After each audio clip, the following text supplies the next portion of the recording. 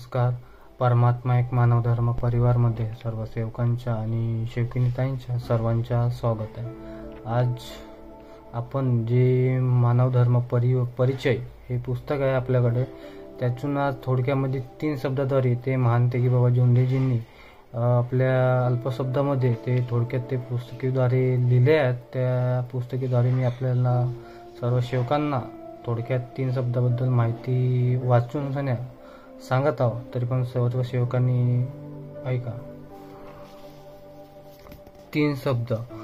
महान तेगी बाबा जोंधेजी भगवत कृपेची प्राप्ती केल्यानंतर त्यांच्या निवासस्थानी प्रत्येक शनिवारी सायंकाळी निराकार बैठक होत होती.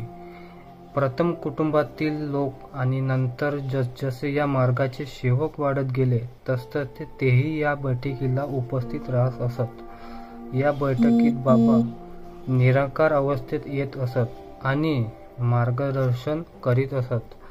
प्रत्येक वेळेस ते तत्वावर बोलत असत. याच्या निराकार बैठकीत निराकार अवस्थेत असताना मानवाचे जे जीवन वर आणण्याकरिता त्यांचे कुटुंबात आचरणात आणण्याकरिता 3 शब्द दिले आहेत.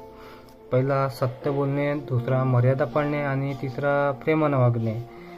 हे शब्द भगवान आहे. हे शब्द भूत आहे, शैतान पण आहे. सेवकांचे शब्द भगवंताचे शब्द आहेत. फोटो देताना ते सेवकांना सांगत असत की कुटुंबात व सेवकात सत्य बोलणे, मर्यादा पाळणे व प्रेमाने वागणे आणि त्याबद्दल त्यांच्याकडून तसेच वचन घेत असत. याबरोबरच वाईटांचा नाश करण्याबद्दल सुद्धा सांगत असत. पहिला सत्य बोलणे.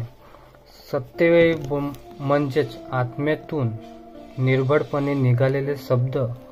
समोरच्या व्यक्तीच्या मनावर कोणताही परिणाम हो त्याची तमा न बाळगता निघणारे शब्द, नाहीतर पुढच्या व्यक्तीला आपल्या शब्दाचा वाईट परिणाम न होता त्याला समाधान देणारे शब्द बोलणे.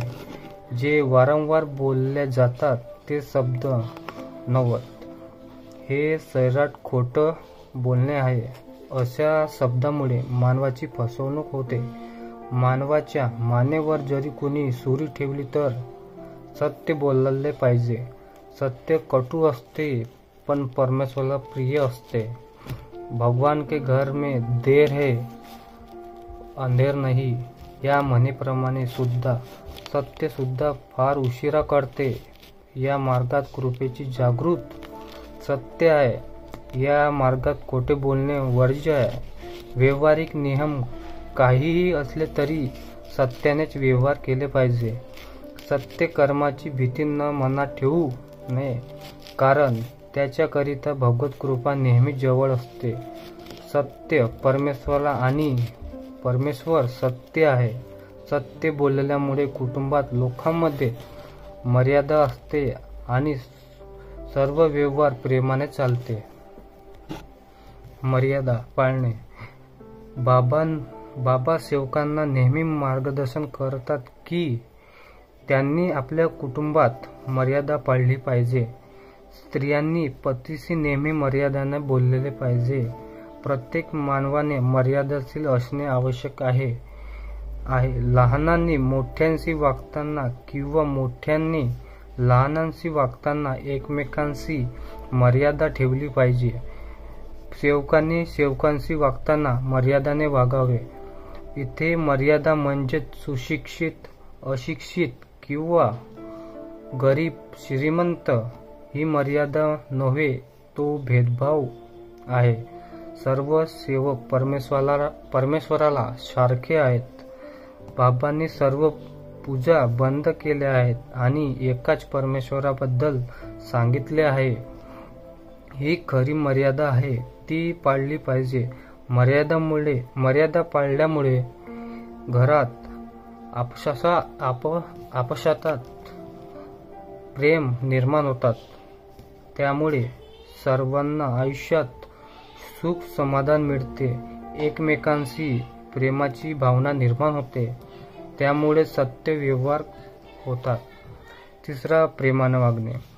सेवकांनी आपल्या कुटुंबात सर्वांसोबत प्रेमाने वागले पाहिजे. कोणावरही रागवू नये. कुणी चुकले तर त्याला समजून सांगावे. लहान मुलांना प्रेमाने सांगितले तर त्यांना लवकरच कळते, पण रागाने तर त्यांचे आत्मबल कमी होते, जेणेकरून तो घाबरतो आणि त्यामुळे मर्यादा भंग होते. प्रेम हा भगवंताला आवडणारा प्रथम गुण आहे. प्रत्येक मानवाच्या मनात प्रत्येकी प्रेम असवायस पाहिजे. म्हणून म्हटले आहे, ढाई अक्षर प्रेम का पढे सो पंडित होय. अशा प्रकारचे आज आपल्या 3 शब्दाद्वारे थोडक्यात मी आपल्या अल्पशब्दाद्वारे माहिती दिलो.